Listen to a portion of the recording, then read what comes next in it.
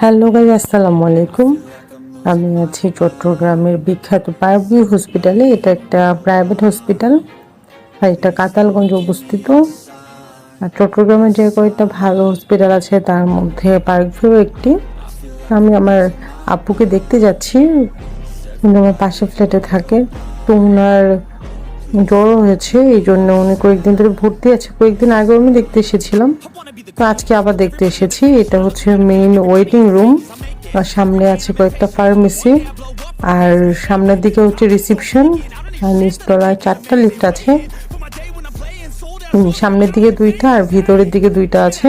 এই পাশে আরো 2টা লিফট আছে। এই পাশে সবাই ওয়েট করে বিভিন্ন রিপোর্টের জন্য বা ডক্টর দেখানোর জন্য।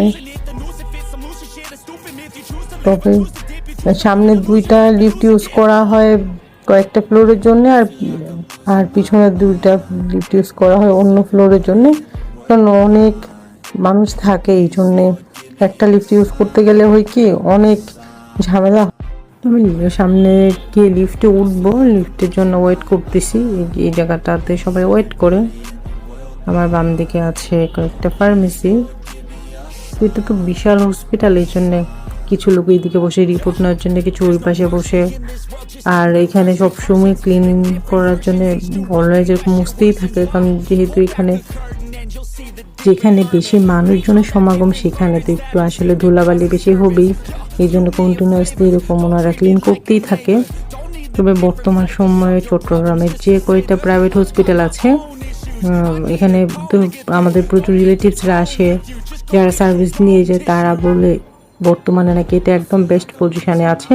কারণ যত অত্যাধুনিক যন্ত্রপাতি, ইসিজি, বিশেষজ্ঞ ডক্টর সবাই এখানে বসে। এই জন্য আপনি একটা ক্লিনিকে আসলে মোটামুটি সব ধরনের বিশেষজ্ঞ পেয়ে যাবেন, এবং ওদের যে রুম সার্ভিস খুবই ভালো, মান খুবই ভালো।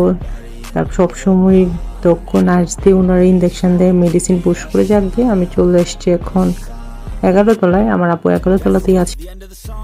সামনের জায়গাটাকে বলে নার্স স্টেশন। এখানে আসলে নার্সরা বসে থাকে, কে কোন রুমে আছে লিস্টটা ওনাদের কাছে, বা কোনো ইনফরমেশন লাগলে, হেল্প লাগলে ওনাদের কাছ থেকে নেওয়া যায়। আর আপু আছে 1109 নম্বর রুমে। তো আমি সব মর্নিং তো একটু নখ দিব, অলরেডি উঠে গিয়েছে, আর একটু নখ দিয়ে ঢুকবো রুমে। তারপর রুমটা আপনাদেরকে দেখাচ্ছি। এটা হচ্ছে রুম।